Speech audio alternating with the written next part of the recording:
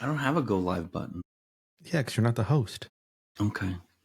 Welcome to another episode of Three Grandmas Yapping About Swimming. No, wait, hold on. Is that weird? This is a swimming podcast. We discuss what's happening in the We international discuss world of competitive swimming. breaststrokes. We improve our own personal swimming. What was your swims this week time? What were your times? Did you do last time we checked in, you were doing open water ocean swimming. How's that Right. going? That's going good. I'm still deathly afraid of water. So I kind of just float out there. But luckily, I bought these little floaties. Catch your floaties. Nice. But I don't want to look all like a little kid. So they're camo themed. Oh shit. Okay. Yeah. So I'm there, but also Like a Navy SEAL. That's very exciting. Mhm. Okay, so we have we do a show that's moving to Fridays at 6 Pacific called Super Watch Party, and this week we watched a movie called The Battery. FoxMulder 81 is our archivist. Can you tell us about The Battery and like something like a little intro? Yeah. 2012 movie. Also mentioned 2013, but we'll stick to 2012. Won a bunch of like horror awards internationally for best movie and like writing, acting stuff. So yeah, it's pretty well received. The main guy who wrote, directed, and starred in the movie, Jeremy Gardner, this is his wheelhouse, like low budget horror. He's done a whole bunch of stuff, just acting, writing, stuff. He knows exactly what he's doing, and it kind of shows us. This is one of his early movies, and one movie of his I got to mention is one called The Bags, which is a movie. If you've ever seen Rubber, which is a crazy movie about a tire that's got psychokinesis and shit. You're Just telling blows me about people's heads that. up. Yeah, it's nuts. Well, It's this a one, telekinetic tire. this one, The Bags is about like real low budget. It's it's about killer plastic bags, and it looks hilariously awesome and bad at the same time. He's done a bunch of movies, The Leech, Tex Montana, which also stars the guy who plays Mickey in The Battery. Fappington Fapper. Another one called Bliss. Another one he wrote, starred in, and directed. It's called After Midnight, and it's one of those ones where he's alone in the house and there's something trying to get in, some demonic thing, some monster thing. Has he ever That was crossed pretty over cool. into bigger budget stuff, or like have people, or is he just like stay in his fucking this little zone because he's really fucking good at it? The closest I think he's came is he had a very small part in the movie called Spring. I don't know if you've seen that. It's kind of like a Lovecraftian body horror. We should definitely watch that. That's a really good fucking movie. That sounds amazing. Lovecraftian. Okay. I love Lovecraft. An stuff. American decides to go to Europe and he meets a girl, and I'll just leave it at that. Okay. It goes batshit. So the good thing about this movie is it knows you feel like the filmmakers understood how to stay in their pocket and like make the most of what the environment. They weren't trying to do too much. They knew exactly what they could do. And I love that the dialogue was really strong in this movie, right? There was some funny stuff that happened. It's obvious like that guy can write, and I'm shocked that he hasn't gotten a bigger crossover yet. But like, I really enjoyed this movie a lot more than I thought I would. Yeah. It just seems he's happy to be where he is because he clearly, as I said, he clearly knows what he's doing, and he's happy to sit in that weird, low budget horror genre, and just basically he's becoming seemingly a veteran of it. So yeah. Tom, you want to talk about the plot of this movie? What is this movie about, and like, what's the story? Oh God, I wasn't paying attention. There's baseball. You were coloring the whole time. You had your coloring books. I'm a coloring book. Yeah. Just wax all over your fingers. I was actually inflating my floaties. Okay, you're getting ready for your open ocean swim later. Yeah. You're going to swim to Australia later in the season. Yeah. So before I get to the plot of the movie, beep. The director is he's the one with the beard, right? Yeah. Okay, that was the other way around. Okay, cool.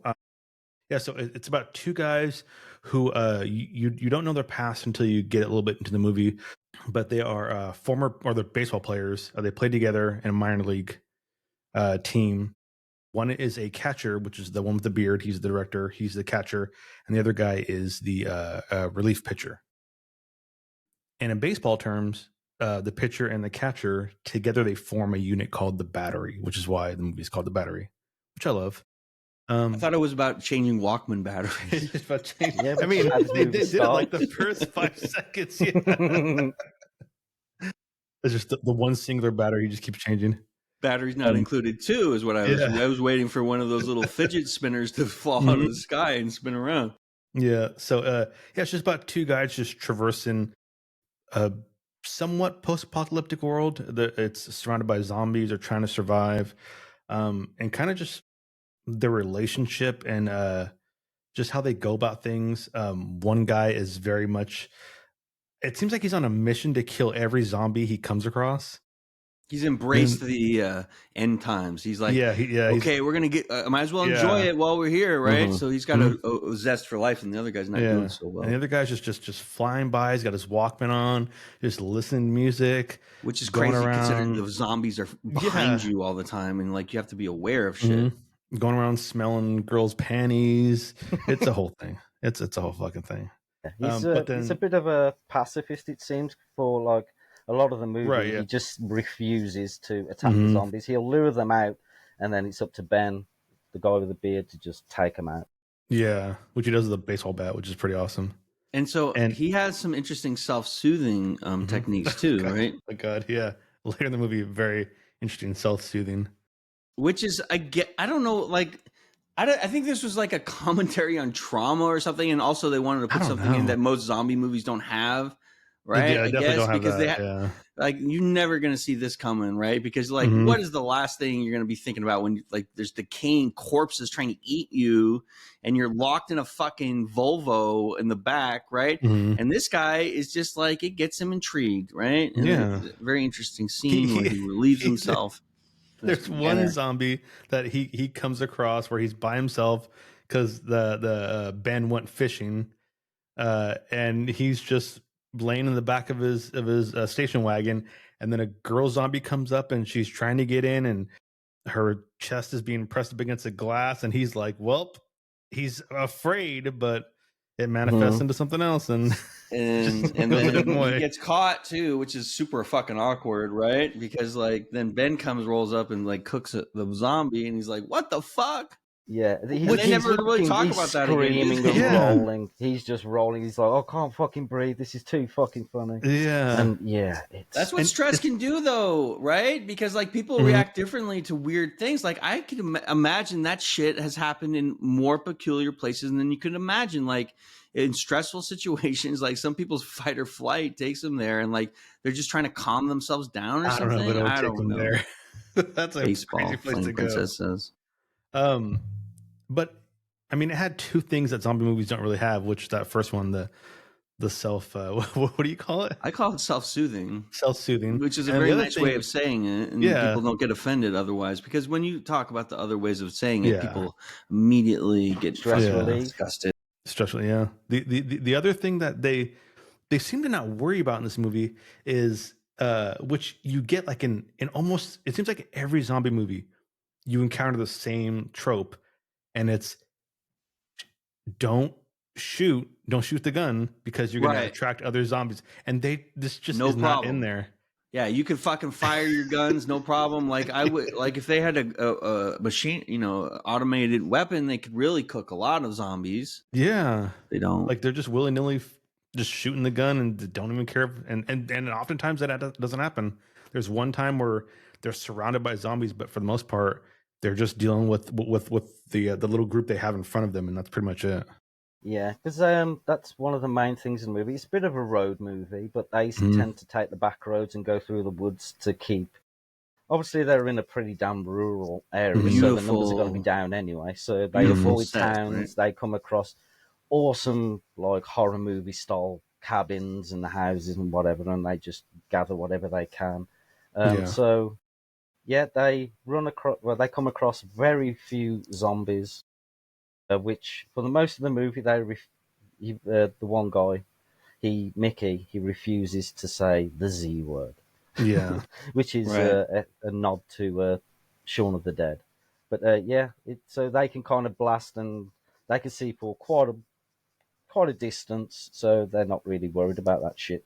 But as you said, it's like that's usually a no fucking go. Just like Yeah. silence that shit up, do it with handheld weapons, which Mhm. they do for the most part. Right, because like in these zombie movies, who is the real enemy always? It's the other people, right? It's the other groups. It's Mm-hmm. factionalism, right? And like zombie movies are always been, especially if you look at the TV show The Walking Dead, like a stand-in for what happens to refugees and people when there's a big war, right? And you Mhm. just have to fucking walk in one direction for miles and miles and no water, no food. You don't know when you're gonna get it, and like all of those conditions without like all of the services are off and everything, and the other, what happens to the other people around you, and the Yeah. chaos, and the zombies are just a stand-in because that gets you in the door, that gets you interested, right? Mhm. But Mm-hmm. then you have to stay for the drama of the fucking interactions, right? And That's so like oftentimes like the least threatful thing, the zombies, because the right, other because they people learn are how to just manage them, crazy. right? Yeah. Yeah, especially the slow walking ones. Mhm. You can do a slow jog, and next thing you know, see you later. It's And I think gone. Walking Dead was smart because it didn't want to make the zombies walk faster. But it Yeah. introduced the idea of the herds, which is Oh something you yeah, Yes, really had to yeah, deal yeah. with. And there's those epis where they had the to like numbers game. run them all into a fucking mine, like an empty pit mine, and like blow the Yeah. whole fucking thing up just to manage all of the fucking things, right? Mm-hmm. And so basically, Fappy Fappington is so horned up that he overhears on a walkie-talkie the communications of another group, right?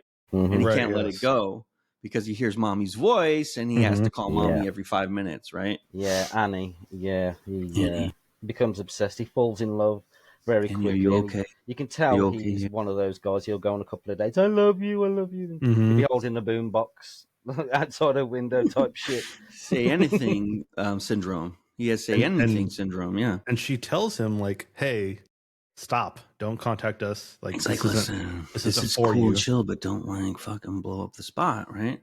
Yeah, because in a lot of cases like that, it could be like a lure, like yeah, come to us, because and then they'll basically Mhm. just jump you and take all the shit. Yeah. But They might just eat you for yeah, livestock, like in Terminus, right? Mhm. yeah, but it seems like she's genuinely like, just shut this shit down. You don't want to be here, and someone else says like, you do not want to fucking come here. Like, this is not for you. When they Yeah. get full contact, when they start answering, they're just like, keep away, fuck you. We can help. And it's like, we've got workers. We don't need you. Like, get the Mhm. fuck away. Just do your thing. Animal And face. because he doesn't let it go, it creates the real fucking thing that might get them all killed, right? Because she ends up like having to shoot the other guy, and then, so they get locked into a Volvo for like a couple days. They're back Yeah. there, and like, what did you guys think about how they played that in the film? I thought that we played it a little long, and Yeah. I guess that they Mm, wanted to let you feel the tedium that they would feel, like, because like everyone who's been yeah, stuck somewhere and you're like, oh shit, we're just gonna have to fucking sit there, and you can't self-soothe anymore. Just joking. No, so it's like, um, so they're stuck back there, and it's like I wish that they resolved that in a more interesting way, because like in the end, like, it's a movie from 2012 and it's on Super Watch Party, and you can still watch the VOD. So I won't spoil how he exactly resolves everything, right? Because you can still see this film, and I saw that they didn't really mute very many of it, so you can really enjoy the majority of this film. Check it out, see if you agree with what happened. Mhm. I love the location of this. Rural Connecticut everything was just gorgeous. Like, it's like covered bridges and the meadows and the cows and the rural farmhouses. It was really cool. Like, I feel like if they filmed it in like rural Indiana or the Midwest, it's much more stark and barren. This is really lush, and like it was really popping. JC yeah. made a good point. They could have used a professional color Color editor grader. to make Yeah. some things pop. Hmm. But it was great. It was Yeah. fine. As I Yeah. said And like, during the movie, this mhm, was made for all in 6 grand, which he Yeah. went to 10 of his 6 grand. friends and got $600. each. So it's And it like, got an 85 on Rotten Tomatoes, right? So this, like, imagine like $6,000 making an 85 is no small feat, right? yeah, it just That's shows all you the quality of the writing, the dialogue, just the way they set it up, the shots, everything. It's just like, as I said, organized. this guy knows what he's doing, and it's one of his early films. So it's like this guy could really go far, but his wheelhouse, and he's willing to sit in it, is like low budget horror. He I would seems love to to love see the an shit out interview of with it. this guy to figure out what the fuck his deal is, Mhm. because like he's obviously extraordinarily talented, and usually, you know, they'll give you a contract, they'll put you under fucking, they'll give you a deal, you know, like, oh, work on 3 or 4 shows and we're going to pay you up front, and we just want to like hold you so that you don't do anything. And maybe he sees through that shit, and this is what he likes to do because he does it really well. And like the way you can make a $6,000 film like that is that you have to really organize your shot schedule, right? You could tell that this was very, you know, they had their shit together, because like that's when the money starts leaving out the back door, is when you have to reshoot things 17 times and like you don't know what the fucking deal is. And so like you could tell that this, you know, he's got 4 films I think that are on the IMDb that have, or you know, that get recognized, but you could tell he's done probably scads of short films and stuff like that. But with the budget as well, like with the cabins and the houses, you can tell he's just gone round the sticks and just found these cool rundown things. These weren't obviously built for the fucking movie, which they would do if it was like a higher budget type thing. Sure. So they've come across these places and Scouting. found gold because these I wonder if he places used look Google creepy. Maps for that. You know, the Maybe. satellite, to see if there's a location with certain things, and like, but they have to be abandoned too, because he's not paying anyone to rent for the week or whatever. Mm, So, or maybe he's local, or he knows somebody who's local to that county or something. So, you know, yeah. you could tell they understand like what you have to do to succeed as a small filmmaker. And like if you get a well regarded film, and it's just sad that the truth is like most people will never see this movie or ever hear about it unless we did. And like that's why I'm glad we're doing this show, because this is not a theatrical release, probably maybe local indie. Like Mm. I can't believe that this was on in theaters. Of course not, right? Yeah, as I said with the award shows, it's like really low budget, like indie type It'd be award so shows and shit. hard to So it's make a like, good movie like this, and you mm, put your heart and soul, and it's good, and the critics like it, and the audience like it, but then it doesn't do anything. Oh my god! Well, yeah, it's a real shame. Um, it's it's gonna break your heart, right? yeah, Because yeah, like you yeah. spend all year doing this thing, and then nobody knows about it, even though it's good, and like you know that if people knew about it, they would fuck with it, and you could do what more stuff. And that's why it's so hard to make it in against the industry and stuff, right? Because like they just shut out things, but the internet makes it possible now that like all this stuff can be released. If you have your home theater or a decent setup, you can like almost make theater quality. Yeah. Um, yeah, this was shot over like 16 days. So it was like they did pretty well to keep it all tight and let everything flow. And like there was a great connection between them both. They played off each other well, the two main stars, Ben and Mickey. Like, so I doubt there are many retakes. So it's like, yeah, with the time that Dialogue they, was really strong. I feel like these yeah, yeah, yeah. 2 actors knew each other before, or like were real IRL friends, because like there's real comfort with each other, and like there's just funny lines, right? You know, it's hard to write dialogue that seems realistic and also funny sometimes, right? Because like, you know, people don't throw 17 jokes usually in a row, but like they did a great job. It was really cool. And like I like that it was a small cast, really, because like the only people who really had lines were like 2 or 3 throwaway lines. Like Annie had some. Oh, yeah. And that It's like guy a 2-man in show. You that, can make yeah. this a play. Like you could stage this as a play very easily. Yeah. You know, you'd have to have a Volvo on stage, or an abandoned Volvo, to do that with the back facing the audience, so you could do those fucking scenes, right? And then you just do the walking stuff on stage, right? I feel like on Rushmore, they could they could do something like Oh, that. yeah. The So what was the? Yeah, go ahead. I'm for sorry. being an indie film and only costing $6,000. I mean, like you guys have said, the dialogue was fantastic. The shot selection was so good. How they framed every shot. There was a scene. I'm pretty sure you guys loved it. I think JC liked it. I thought it was fantastic. And it was Ben drinking heavily, dancing to some country folk song and we with have the that. We gun can in his share hand, that. and he's just like moving around. And it's framed through a doorway, and it looks, or a hallway.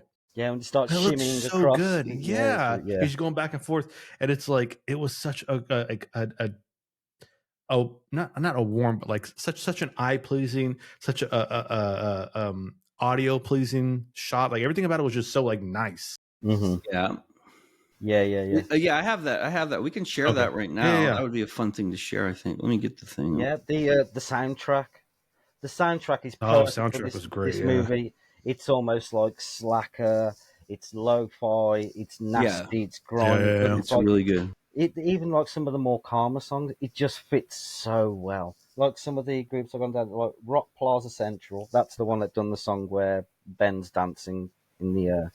They did one, Wise Blood and Sun Hotel. Like these are all over the country. Like I think they're from Canada, some of the states in the US. So it's like they're indie bands for an indie movie. So it just works so nicely. All right.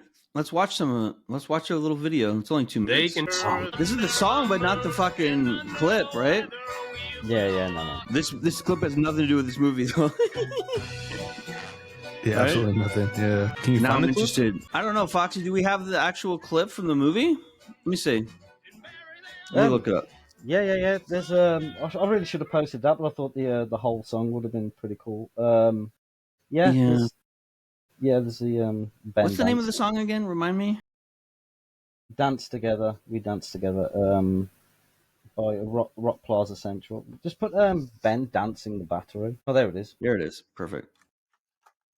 All right, here we go. What a cool mural, fresco. You could tell, yeah, he's heard something, and he's justified in him keep saying to Mickey, like, these earphones are going to get you fucking killed one day.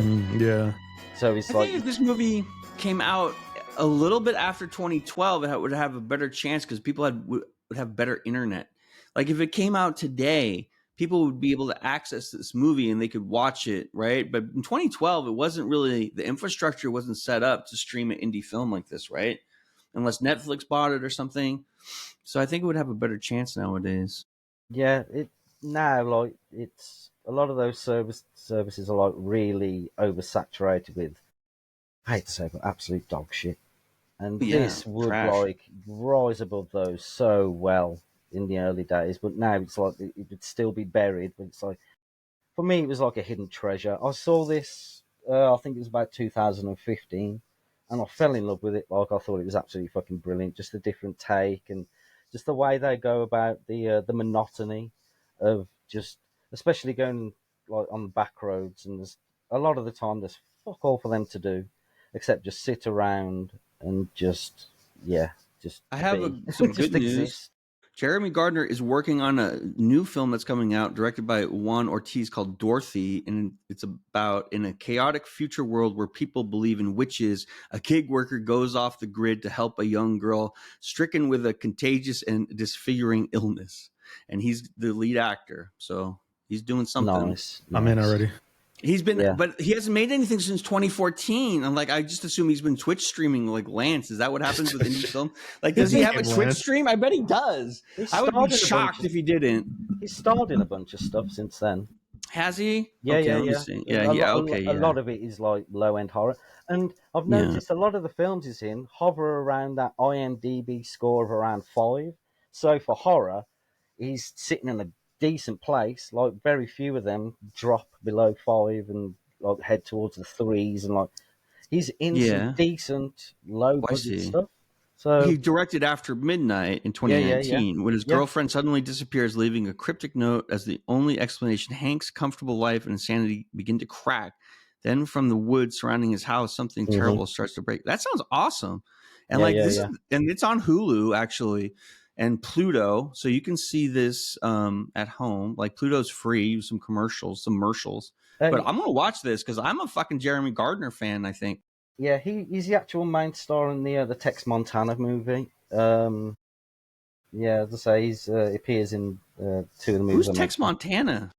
Is that a Jeremy Gardner's Marvel character? I'm a frontiersman absolutely. ready to save the world. I'm gonna write his name down because I'll forget. But like, I'm rooting for him, and like, but like, I feel like he does a lot of the same stuff over and over again. But that's how you get good at it through iteration. Mm-hmm. Nothing wrong with that. Now, what was the other film that we had a choice of 2 films, right, Fox? Well, tell us a little bit about the other one so we can at least mention it so people want to check that out. We Yeah, the might other add that one. at some point. Yeah, the other one's called Zombies. Also, with the original title, Zombies. the original title was Wasting Away, and this is another interesting take on the zombie genre, which I've seen a fair few zombie movies, but I haven't seen one quite like this, where the Yeah. it's like the classic thing where there's like some army experiments, Hmm. barrel falls off the back of the truck, a la Return of the Living Dead Part 2. Right. Gets into some kind of like ice cream and stuff. They feed it to them, and they turn into zombies. Well, they think they're super soldiers, but really they're Campy. zombies. And Yeah. it does it a lot from their perspective, where they think they're normal people and they're like dancing and stuff, and then it switches. And it's like they're actually zombies, just like, but really they're like, Yeah. so So it's they really play it for cool. comedy. It's more of a Yeah, comedy, the like a way more that of a like a campy version of it. Like they've done, like there was Night of the Living Dead, of course, and there was other zombie movies, the early ones that came out. What was that movie in the 80s that was pretty big and it was very silly? I'll remember it later. I know it was a big movie though. Don't you hate that when something's on the tip of your tongue? We'll just let it It's a go. zombie movie. It's a zombie movie, and it's more campy and slapstick and silly than like dread terror. yeah, that's very much In the 80s, they had a Return lot of of the Living movies Dead like Part that. 2. Killer Clowns was kind of like in that vein. It's the silliness part of it, right? It's like the mixture of it. Yeah, but that our zombies, they do a really cool thing where they switch it up to black and white, and when they're feeding them the ice cream, it's like it's black and white, but the ice cream is like just bright, luminous green, and they do really cool shots like that, and it's like, that's a very like silly kind of comedy. That's definitely worth checking out.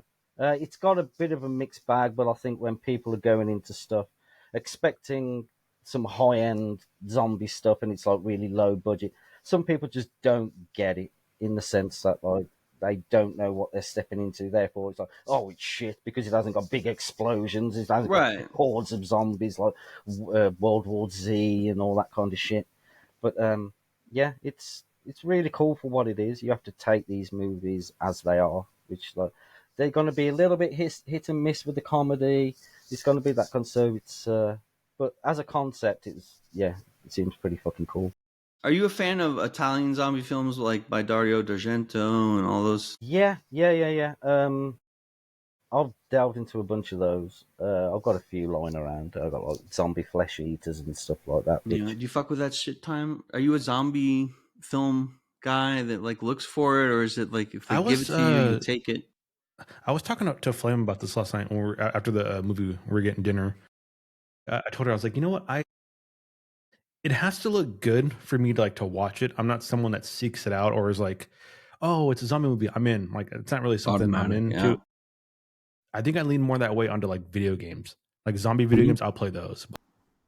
Oh yeah. I have to hear it's good, or like it has to have like an interesting premise for me to watch it. So I'm not really like a zombie head. Yeah. Have you ever played that Wii zombie game where you beat zombies with a fucking paddle? I think it's called iZombie Zombie U or zombie or some like it's like pretty. yeah.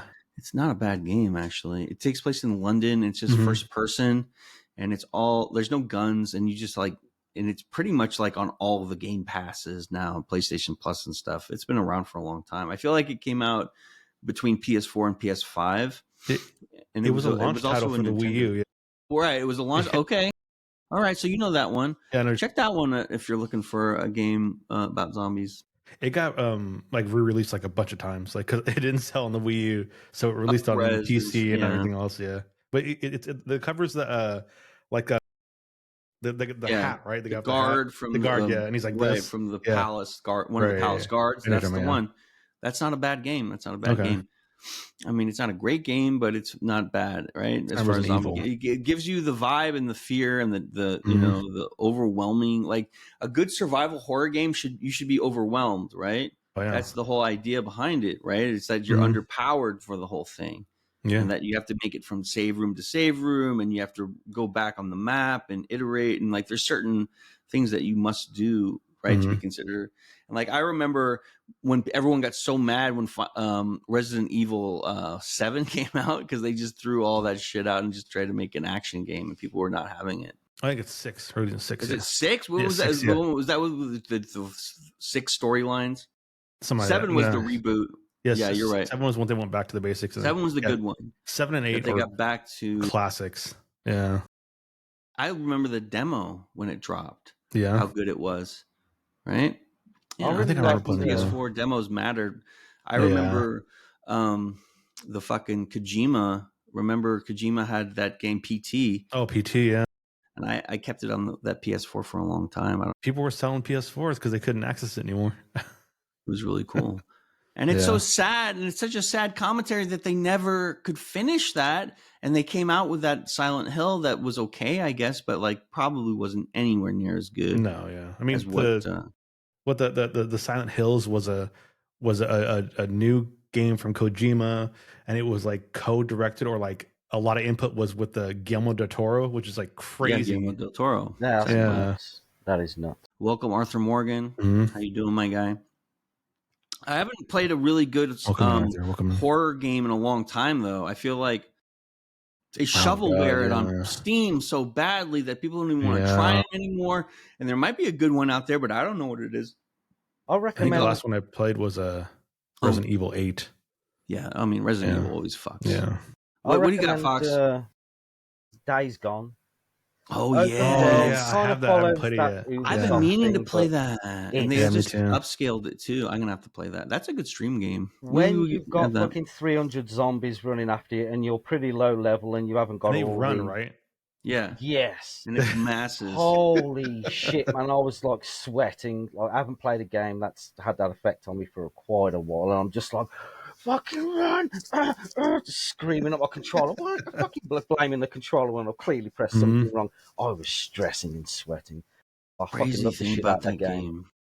They had a sequel in the pipeline, and that game made $100 million at least. But they still said it didn't make enough money to make a sequel, even though like everyone wanted it and it made money. It's like, what are you guys doing over there? There's conspiracies about it, which I don't want to get into because it can't. No, we have to get into it. Get taste. Just give me a little bit. Hold on. Before we get into it, this is the nibble. My wife. She needs to get a computer. She doesn't want to be seen on the camera, so she's crawling on the ground to get her. Now she's crawling out. I see you. Goodbye. Love you. She's crawling on the ground. And you know what the crazy part is? The only person in our friend group who belongs on camera is Flame. All the rest of us should be crawling on the floor under the thing like fucking in our face, monsters. And like the only one who doesn't want to be seen is like the most lovely person. So I told her I'd cover the camera, and she's like, "I'll just crawl on the floor." And I'm like, "Well, now I'm going to call you out." So. Flame. But anyways, conspiracies, rumors about Days Gone 2. What do we got? Yeah, please. Yes. Come on, Fox. I don't know how right it is as it is with. But don't spoil the game. Does it spoil the game? No. Okay, good. The main character in it, it seems, and he St. John. It's been a while since I played it, but this is. I don't know if it's worth even talking about because I think it's worth it. It's worth it. There seems to have been a shutdown of basically white, straight, male leads in computer games. And knowing what came later, it's like it kind of makes sense, and they didn't want to keep going for it because that's what some of the backlash was. Oh, another white, straight male lead. Blah, blah, blah, blah. Do you think that's bullshit. What really caused? Do you think that the end user game player really cares about that stuff, or if it's a good game, they'll play it? Right, because that's what I'm at. I don't give a fuck who the leads are or what the characters do. Part of what they consider the modern audience or not. Yeah. which This is most of something them that don't seem Sony to thought. buy games. So you're saying this is not the end user; it's more of like the seller. The corporation is like, "Oh, this They is what the brought into focus it as group well says." because they've got into the industry because they keep pumping out these games for the modern audience, which So you're saying like Horizon Zero Dawn that has the female lead is like what they want. yeah. That and it kind of and especially with the First game was downfall good of though. Concord that comes up. But that's like Horizon? Oh, I love Yeah, that game. first one, yeah. I've the played the whole first one was thing. solid. I haven't played Yeah. the other one. Second Was one's it Forbidden fun. West It's or more of the something like same. that? Yeah, Forbidden was the second one, yeah. Yeah. I can see where some people are coming from with that, like the way they've headed, but also it's like when they make games for the modern audience and they don't sell, it's like clearly the modern audience isn't. They want them to sell too many. The numbers they're looking for are not possible, right? Right. Like, and that's why Sony hasn't fucking really made any bangers recently. Like since Final Fantasy VII reboot. Like I'm talking about the specific exclusives to the console, right? And like I'm really looking forward to Ghost of Tsushima's sequel. Mhm. I love that game. And like Sony just keep making big games that are like they had so many bangers. Spider-Man was a banger. So God of War reboot. Like they had so many bangers in a row. And I think Right, COVID but- stopped the development cycle too hold a on. lot. Here's my problem with Sony. I like Sony games in general. I think they put out really good Jack and Daxter. really good first attempts, and then I think their sequels are all pretty trash. You didn't like the Horizon sequel? I have not played that one yet. I It's- played a it's little not bit of bad. it. It seems It's okay. fun. God of War. I loved the first God of War. Mhm. Ragnarok was awful. Okay. I haven't played that one. Was fantastic. Mm-hmm. Spider-Man 2 was god awful. Okay. The only thing that saved it was the Haven't played fucking gameplay. The gameplay is so fun. Like, I mean, just Right. running around I with mean, Spider-Man is that's awesome. what I hang on my hat on Right. because I'm so used to video games having bad Mhm. stories and characters all Yeah. through my life. Like, it's like, is the gameplay good? Okay, fine. Mhm. I'll just put up, Yeah. like, I'll laugh That at the has to story. save it. Right? Yeah. But like, the same thing with Ragnarok. Ragnarok, the story was awful. Too but much. the gameplay was fun. The one thing that Maybe gameplay too couldn't much save story. was Last of Us 2, because I thought that the gameplay was okay, and I thought the story was pretty I fucking love awful. the gameplay of Last of Us 2. I had so much fun it's just playing Last that of Us game. 1. It's the same. I it's the know, same but I game. love that shit. I love the fucking kinetic action and the Mhm. fucking. I just love the as soon as you drop into a level, the Yeah. routine and what you're gonna have to clear. And I just love. It's very comforting when a video game has that routine. Mhm. Like Resident Evil or whatever. Like Yeah. what's gonna happen from thing to thing. The And like I first just Last thought it of was Us is pretty probably like my too. favorite game of all time. Like it is Oh, such a. I want to play like, the remake. I have the I remake. finished that game on and I was PS5. so depressed that first game, because it just ends and you're just like, this is It's a so short heavy. game too. It's This a little short. sucks. The first one. Yeah. Did you play the remake? The I didn't PS5? play it. No. Okay, well that's free on PS It's the Plus. same thing though. I know, but they changed remade all the graphics. assets, I don't and care so about the that. probably. Well, I mean, I would try it to see if it feels Yeah. fun. At least I want to play it just because it's fun to play. I Mhm. know what's going to happen, but like I forgot a lot of Yeah. stuff too. But with Foxy. Assassin's Creed games, Yeah, I fucking love the shit out of them. Mhm. Even like the later ones, up Black until Flag. Athens one is awesome. The Yeah, Greek one, yeah. Odyssey is sick. People Odyssey like Yeah. seemed fun. and then It is fun. I forgot even what the fucking name is. It's like fucking the Viking Egypt. one. Yeah, Oh, you the- say oh, yeah. Viking, Egypt. It's Yeah. set in England, and I was All like, right. "This is That my one. shit. This is my Yeah, shit." yeah. So fucking boring. Some of Uh-huh. the DLC was okay. It just got monotonous. It was like boring. Yeah. The same shit Ubisoft. every time. Oh, save the king, replace the king, save the king, replace the king. Mhm. Nothing seemed You're original so anymore. disappointing, The Ubisoft. action was okay, but it wasn't anything. Basically, it stopped being an assassin game, and you were just Mhm. swinging this huge fucking axe. You were just like a fucking bear running into the fucking crowd. Yeah. You were just like, It's just where's mass the appeal. assassin shit gone? I know people are saying like, oh, there was assassins in the background. And shit. No, I want to play as an assassin, not a fucking. I want to be the thug. assassin. Yeah. I don't want to Stealth. play as a berserker type character, but that's all gone. So like, I've fell out of love with Assassin's Creed. I mean, I'm interested in the new one, Shadows, because I love the setting of feudal Japan. But like, I look at it, it doesn't look that fucking good, bro. It looks kind of fucking trash as far as I'm used to Ghost of Tsushima level world building, and like I look at it, I'm like, I don't know, man. Ghost of I don't know. Tsushima I'll was play it for really free. good up until, for me personally, in the mid game. Then it kind of plateaued because it turned into what's now called the Ubisoft formula of just like, get to this place, collect this place, go back, fucking open this. You got to get all the armor sets, though, Fox. That's an Ubisoft shit. Yeah, but I have all the armor sets, Fox, and you don't. And that's the difference between. I do. I like the Far Cry games. Yeah, that's all the Far Cry games are. I know, but like that can be very self-soothing too. I know, I like that. It is fapping, literally open world fapping. Like you see the map and you go to the tower, and then it opens the fucking map and the skill tree. But like that's like very soothing sometimes because like, oh, you know, I can like if I have some shit going on in my life that I don't want to fucking deal with, you go into that place and you can just, oh, I'm just gonna go do my checklist, and like I feel like I'm getting shit done, but you're not doing anything. Did you guys play Far Cry 5? No, I haven't. I love that game. Oh, no, it's good? Great. I love that game. Is that the Montana one? Personally, I fucking hated it. I hated You hated that one? Oh boy, here we go. It felt like it had no structure to it. It was basically, oh man, I like that one. the world, go somewhere. The chaos is crazy. Very little directive. Like, I'm not talking about the game being on rails, as they say. No rails at all, but though, like, right? Yeah, that's the problem. It was just like where to go. It's like anywhere and do the same. That's why shit. It's a great streaming game, though. Do this shit, save this, beat this group of people. I like that in the Far Cry games. It can be very relaxing. I didn't play the newer, the Cuba one. Is that the newest one? The one that was in boring. Cuba? Yeah, that was boring. Yeah, I tried to play that one and it was just like something wrong. It just didn't like suck me in or. No, it was Ubisoft has been having a lot of problems with creating. Just throw out the same shit with a different fucking coat of paint. Remember when they made that Breath of the Wild fucking skin? Yeah, it was like Phoenix Rising or some shit. Yeah, Immortals Phoenix Rising. It looks like kind of fun, but like it used to have a different name and it was way better. What was it called? Oh, I think it was called Gods and Monsters.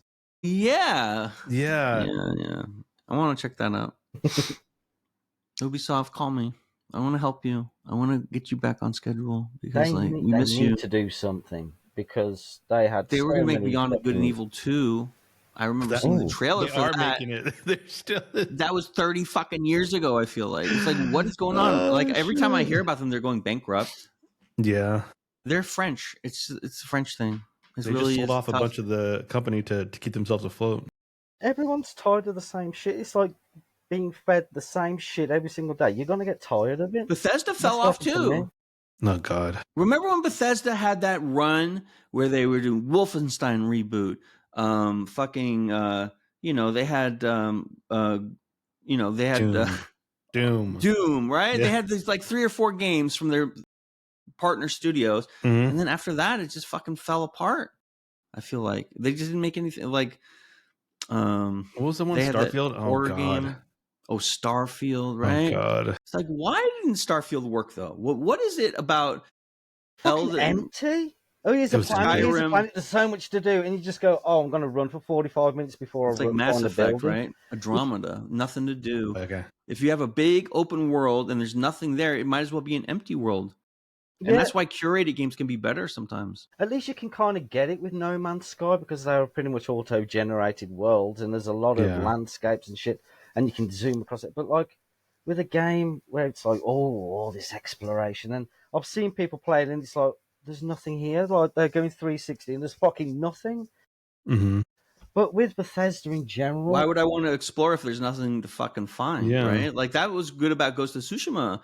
It's fun to explore because like things did pop up. It's gorgeous as well. Fucking so pretty to look at. The wind and the fucking horse play is perfect. Bethesda, if it wasn't for how strong their world building was, and the storylines and stuff, like they were kind of lucky with Fallout 4, but as a build, that's why they're named Bugthesda. Like there were so many faults with the game, but it's the nostalgic music, it's the setting, just the idea of the post. Like they owned that shit for a while, and I think that carried them through a bunch of their games. Which I think if it was done any less, people would have just been like, it's all right, but it's kind of shit. But games like Skyrim, when I first bought it, you had the dragons flying around backwards and Right. cool. the fucking when it's the whole point of the fucking early game experience of becoming the Dragonborn, and you can't even kill the fucking dragon because it's like I got it down to like nothing, just aiming for like about 2 hours or some shit. I'm like, I've got to make this work. I've got to get past this point. I thought it was going to be one of those. If I kill the dragon, the game will settle again and I can carry on. But like, no, I tried to kill it and it's just like just fucking flying off right into the fucking distance. Like, if that was any other, if it wasn't Skyrim and the Elder Scrolls storyline, which is fucking brilliant, the world building with all the gods and there hasn't been a game to get lost in at that level recently, really. Where like Elden Ring kind of, but that's more about like fighting bosses instead of like the living in the whole. Like Skyrim was cool because you could get married and you build your fucking thing. And like it's like you could own it. Fallout London, which was fan made. Oh, the mod, like, I have to check that out now that I have a PC. I forgot I had a PC. This is done better. This is taking the piss out of Bethesda because they did a much better job of the world building, structure, integrity, and like fucking very few bugs. I want to play that. Like, it was a mockery. It made a mockery of Fallout 4. It was like, because that's so bad. Good. Like, that's good. It's a decent shooter. Pretty shit storyline. The idea of building these towns, the AI is so fucking dumb. I built houses for every single fucking one of them. They're all crammed into one fucking building. They just do the same shit. They love each other. They're too afraid to be by themselves in their own house. You have this idea, I can build a bar, which I've done with lights and the fucking disco ball, all crazy shit. Oh, no. I've given them all shops to, like, they're never fucking there. They're fucking all gathered inside the fucking bar. And like no one goes back to their own house to sleep, even though I fucking assigned them bed. And I'm just like, I spent like... I mean, they could have fixed it, but they didn't. They just made Fallout 76 to cash in on live service fucking bullshit, right? Awfully too. They rely on modders to fix their games and make their games good. This is why Skyrim is still being played fucking... How many years is it now? Like, that's why Rockstar's goated. It came out on the PS3, and they're probably going to remake it if they haven't already for the PS5. And it's like... It's modders. It's amazing that GTA works as well as it does, considering how complicated that fucking game is. It's amazing. They're remaking Oblivion this year. Just stop. Which is crazy. I mean, if they make it really modern assets and everything, I would love to play that. Like, but like if they just put a skin on it, like a paint job, like they do, like that would be gross. Yeah. Yeah, they've got to add something new to it because people have played the shit out of that. I'm ready for a big budget banger, and I haven't seen one in a long time. I'm kind of worried about GTA 6. I know. When does it drop? It's supposed to be this year. But we don't know. It's not going to be this year. They promise. I'm so scared that thing's not going to work. I think that there's a lot of luck involved. Like something like The Witcher works, and then Cyberpunk doesn't, because like once you scale up all the people in it, that's the thing that breaks it, right? All the density, the crowds, the people, the interactions, what they're doing. That's what makes a real open world feel lived in. Like people having their routes. That was cool about Skyrim. People did the same shit every day. They had their pathways. Yeah, I hope it works because like they were so fucking dumb. Really, once you push them out of it, it's like NPC like to the highest fucking level. But with Cyberpunk, it looks really fucking good. You know what I mean? I don't like the way it looks. It's a bustling city. I think it looks like they said, all the stuff you can do in the city. I'm like, I can go play pool when I brought one of the apartments with a pool table. They sold us. You fucking go to the pool table, you pick up the cue stick, and you hit one ball, and the play like automatically puts the fucking cue down. It's like, oh, that's like the extent of me being able to play pool. I used to be able to play pool in fucking San Andreas at the bars and play like bets and shit. What happened to the city and it being alive and all this shit you can do in it? It's like you need really good programmers who really understand fucking AI and loops and routines, and like code has to be perfect. The coding has to be perfect. Modders are keeping these fucking games running. I think they fucking outsource the coding to the lowest bidder, and then the shit. Of course, it doesn't work. They're not paying attention to the code. Well, Rockstar did they did something that everyone wanted. Table tennis. But maybe not everyone wanted, but it was such a cool welcome surprise that they were remaking remastering, rebuilding essentially GTA 3, San Andreas, and Vice City, all on the GTA 5 engine, like the frame. And it came out, and it was a nightmare because they made it. The people who developed it or who coded it were a mobile mobile platform. Right. It's like, what the? It's just a cash like the grab. iPhone version. That's like, how many times are they was. going to sell GTA 2? Like, they resell it every year, and like, it's crazy amount of money that they make. Again, also. broken record. Who fixed it before they decided to do anything about it? Modders. Hire those motherfuckers. Like, kick out And it half took of this them- fucking crew because they're It took them incompetent. like 2.5 years to release the biggest patch to like fix pretty much everything. Yeah, like they were still releasing patches for Skyrim recently. It's like, oh my fucking god, really? I'm not really? buying Skyrim again. Leave me alone, you assholes. Every fucking 5 minutes there's a remaster, and it's the same shit still. Mm-hmm. Anniversary, 10-year anniversary, 20. They're going to get the 50th year anniversary at some point of Skyrim. I want to play that Journey to the West game. What is it called? You know what I'm talking about? The Chinese-made game with the fucking protagonist is a Black monkey Wukong? guy. Yeah, Wukong. Is that fire? It looks fire. I mean, everyone loves it. Yeah. That was basically a sleeper hit of the year. Everyone expected that to win Game of the Year, but then it was that Astro bot that took it, the Game of the War. And then Baldur's Gate is still $70 full price. Crazy. It's been out for 2 fucking years. It's like, give me the fucking $30 version. Let's fucking go. I'm ready to go, but I don't want to pay. You know what I'm saying? Baldur's Gate recently, well, he did that well. They decided to give it away for free on PS Plus, like just to get the player count up again because people are like, this is dog shit. I would love to see Baldur's Gate drop as a PS Plus game. That won't happen though, right?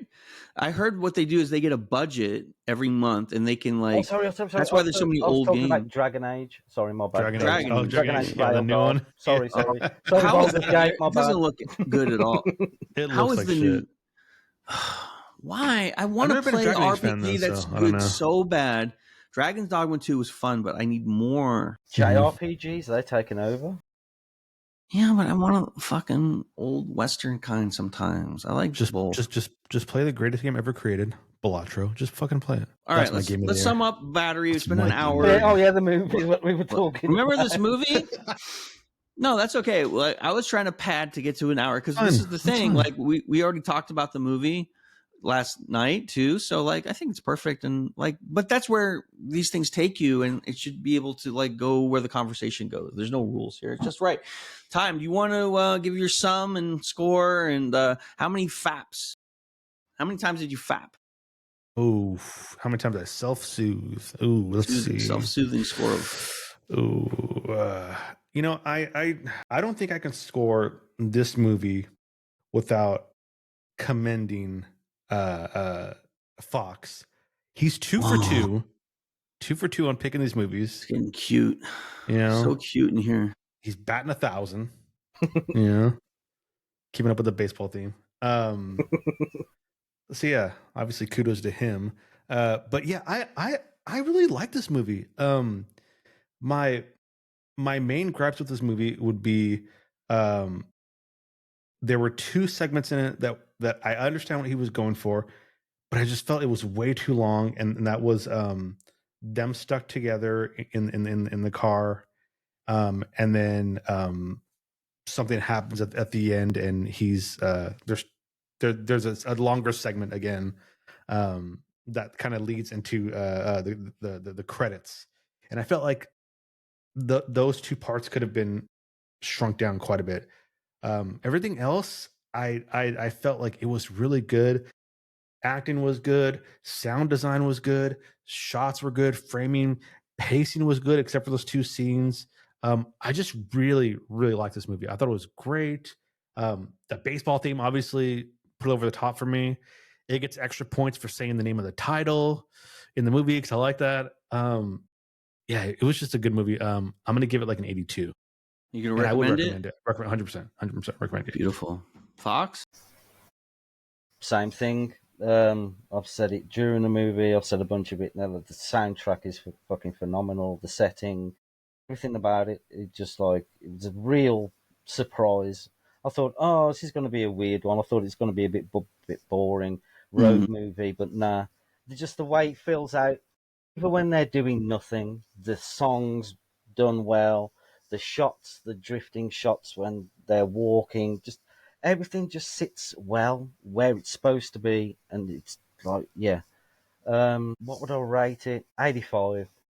Ooh. Shit. Okay, Yeah. and you're gonna recommend it to all audiences, You've got if you it.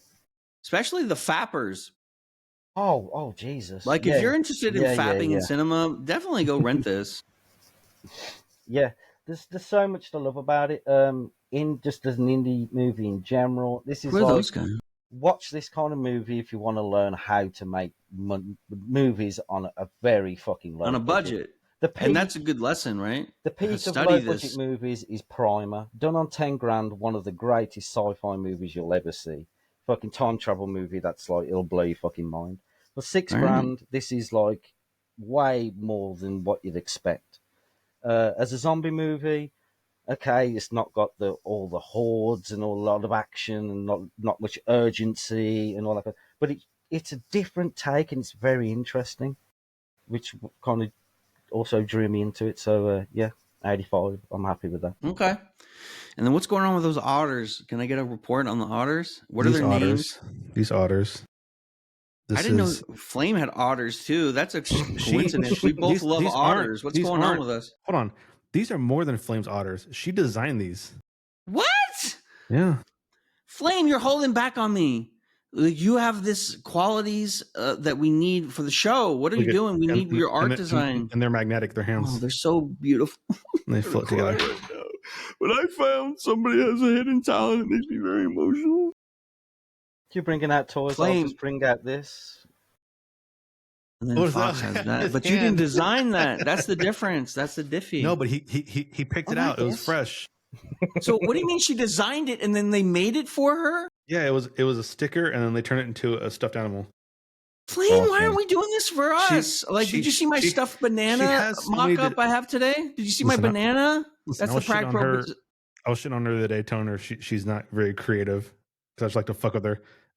There's so many stuff that she's created. She has T-shirts. She's sensitive. She has you can't fuck with her. a whole bunch of shit that she just designed and they made into like T-shirts and fucking stickers, and it's crazy. Flame, what are you holding back on us That's for? her job. You need to. I know it's her job, but also like crazy. you can do more things. Okay, I love this movie. I love that. Yeah, I would say if you're a young filmmaker, I would love to sit down with Lance from Saints and show him this movie.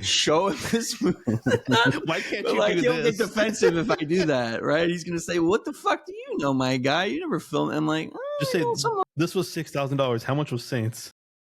I don't know. Probably less, which is crazy. So? And if you guys don't know, we're talking about our friend Lance from Saints, who has a wonderful Twitch channel, and he had a show bought by Amazon and put on, which is something you should never. It's like when you are a decent high school quarterback and you get drafted by the fucking New England Patriots, right?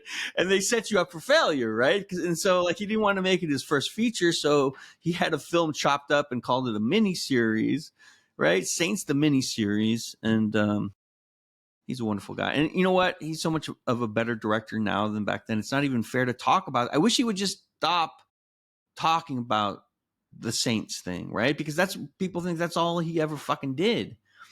So I think he has something cooked up. Well, he's been very suspicious the last several months. And he says like by the end of April, and then he hasn't been live for 4 or 5 days. I think he's got something cooked up. He's fapping. Let's be self-soothing. He's self-soothing, right? In the Blockbuster room. All right. So Battery, I love it. I'll give it an 80, a strong, hard 80. I want to see more from this guy. I want to watch this other movie from Jeremy Gardner that's on Pluto. What is it called? After Midnight. I'm going to watch that tonight. I thought he was really the writing was good. It was funny. The storyline had some pacing problems, but like he got a lot of bang for his buck, and I love the locations. The sound design was excellent. You know, like you never had to like. Sometimes you watch these independent films, you can't fucking understand what people are saying because they don't know how to mic it correctly. Mm-hmm. Great editing. Needed a color grader. Other than that, I was like, see this movie. It's on the VOD Super Watch Party.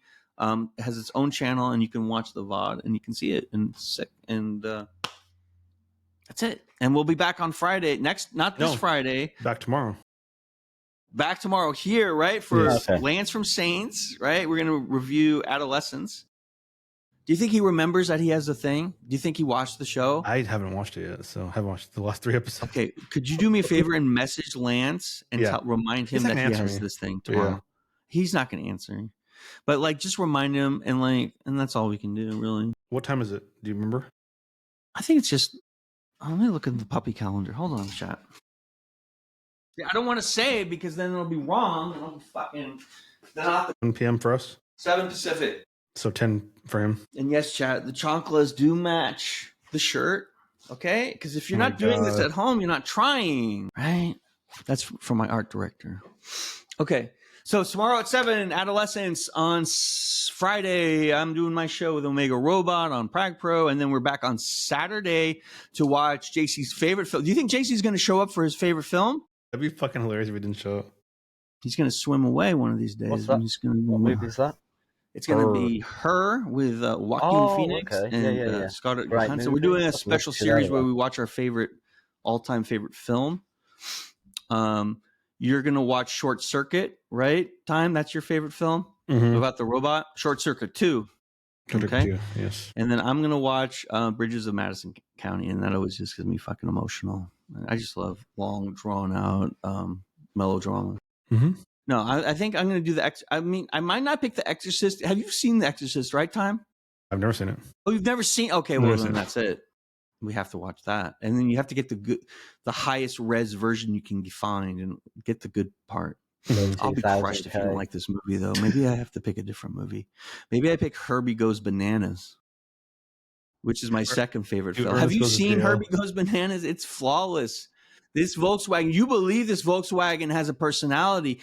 The performance by this Volkswagen is exceptional. Like, you care about what happens to Herbie.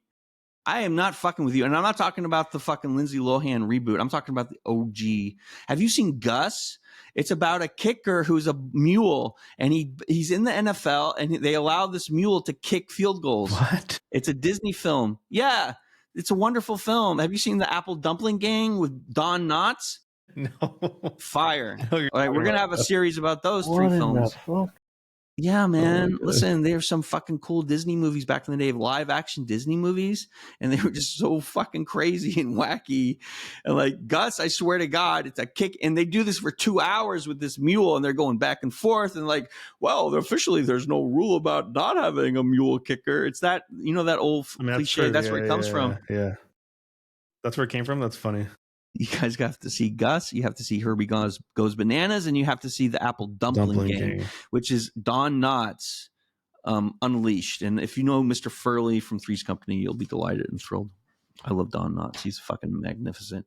There's a weird Don Knotts animation, live action combination animation film where he becomes a fish, and like it's called the Fabulous Mr. Peepers or some shit, and like all of a sudden he transforms into a. Have you seen that one? That's another wild one.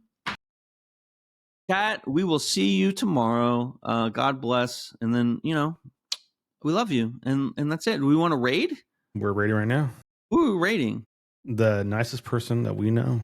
Oh my God, we only have 2 of us. That's fucking crazy. We're gonna be embarrassed again. You better stop that raid right now. There's 4 of us. There's 4 of us. Is there? I only see 2. It says 4. We're just going to fucking dunk on us again. Fuck them. Good. Fuck them. Rate them. All right. Goodbye, everybody. Bye. Good night. We'll see you tomorrow.